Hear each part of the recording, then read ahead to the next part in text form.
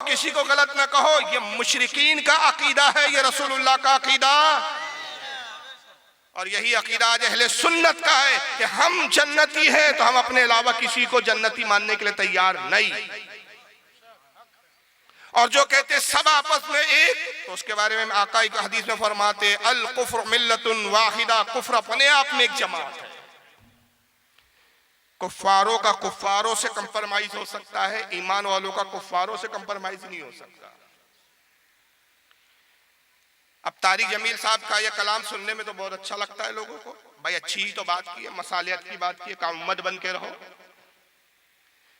एक दूसरे के लिए गुंजाइश रखो। एक छोटा सा सवाल, जिस दिन इस जमात का जो भी फर्द, तारिक जमील साहब तो जवाब ही नहीं देते, दही जमा हुआ है, मक्कार आदमी कभी जवाब नहीं देता, अपनी मक्कारी कर जाता है। आज 12 साल से मैं इस बात पे लेकर इन साहब को चैलेंज कर रहा हूं कि तुम हर तकरीर में कहते हो एक हो जाओ, एक हो जाओ, एक हो जाओ। मेरा सिर्फ एक सवाल है, जिस दिन तुम इसका जवाब दे दोगे मैं तुम्हारा गुलाम, मैं तुम्हारी तारीफ, तुम्हारी मदह करूंगा, तुम्हारी तारीफ करूंगा। और आज मैं इस मस्जिद से ऐलान करता हूँ उलमा की जिम्मेदारी, उलमा की मौजूदगी में, उलमा की सरपरस्ती में जिम्मेदारी के साथ कि अगर ये तारिक जमील साहब तो बोलते नहीं है, इनके चाहने वालों में कोई देवबंदी अकीदा रखता हो या कोई इस तरह का पिलपिला मुजब्जब अकीदा रखता हो कि सब ठीक, एक दूसरे के लिए गुंजाइश रखो, किसी को बुरा ना कहो, किसी भी जगह नमाज पढ़ लो, कहीं भी चले जाओ, किसी से भी निकाह कर लो, तो एक छोटा सा सवाल, कुरान की सिर्फ एक आयत मुझे ऐसी दिखा दो कि जिसमें अल्लाह ने कहा हो कि एक दूसरे के लिए गुंजाइश रखो और आपस में इत्तेहाद के साथ रहो, मैं गुलामी करने के लिए तैयार हूं। कुरान की सिर्फ एक आयत ऐसी सुना दो।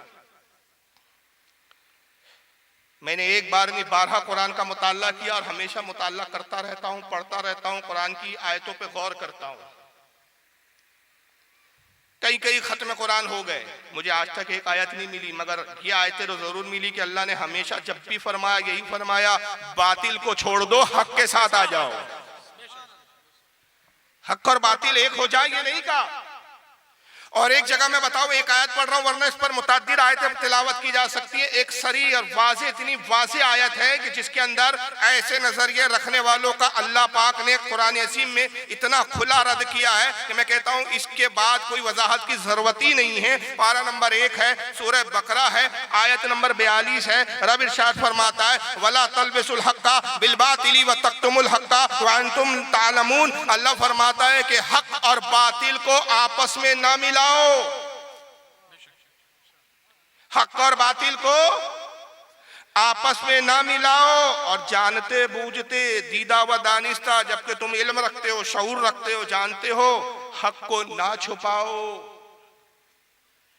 अल्लाह कहता है हक छुपाने वाले मुझे पसंद नहीं, मैं उन्हें पसंद करता हूं मुसलमानों को जो बहांगे दोहल डंकी की चोट पर हक का इजहार करते हैं, और जो हक के इज़हार करने में पशो पेश करे वो मुनाफिक होते हैं। तू भी ठीक, तू भी ठीक, ये मुनाफिक की सिफत है। और मेरे आका इसकी तशरीह करते हैं कि मुनाफिक किसे कहा जाता है। साहबा ने अर्ज़ किया अल्लाह के नबी मुनाफिक कौन होते हैं? सरकार ने फरमाया मुनाफिक की ये तारीफ है, मुनाफिक उस बकरी की मानिंद है। सही मुस्लिम में हदीस मौजूद है कि कभी बकरों के इस रेवड़ में जाती है वो बकरी, बकरी की मिसाल दी उसको, ऐसी बकरी के मानिंद है मुनाफिक, कभी बकरों के इस रेवड़ में जाए, कभी उस रेवड़ में जाए और फिर हामला हो जाए तो पता ही न चले किस रेवड़ से बच्चा ले आई।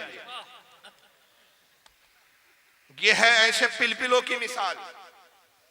और ये मिसाल बरेली के मौलाना ने नहीं दे रहे, रसूलुल्लाह दे रहे। पढ़ो तो कुछ किताब के मुताले तो करो, अक्ल में दिमाग में मजहब तराशा रखा और उसी को मजहब बना दिया। क्या तारीख इस्लाम में इससे पहले फिरके नहीं हुए?